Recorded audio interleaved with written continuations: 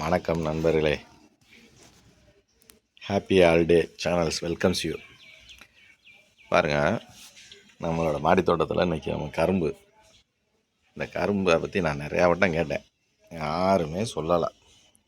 சரின்னு இப்போ நம்ம ஒரு முயற்சி எடுத்து விதைக்கடைக்காரங்கிட்ட கேட்டு அதுக்கப்புறமேட்டி தான் நான் கண்டுபிடிச்சிருக்கேன்.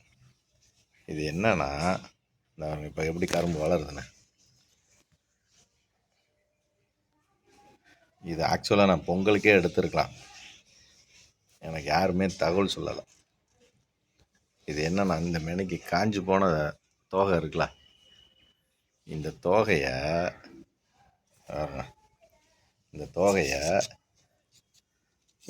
பிடிச்சி கிழிச்சு விடணுமா.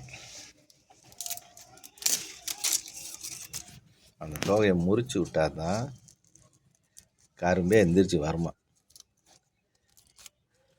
இது எந்த யூடியூப்லேயும் சொல்லலை. பார்த்தாலே உடனே கரும்பு ஊன்றாங்க, சடக்குன்னு அறுவடை பண்ணுறாங்க.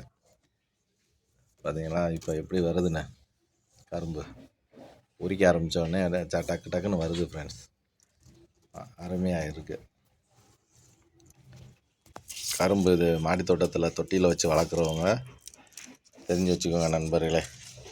இந்த தோகையை கிழிச்சு விடணுமா.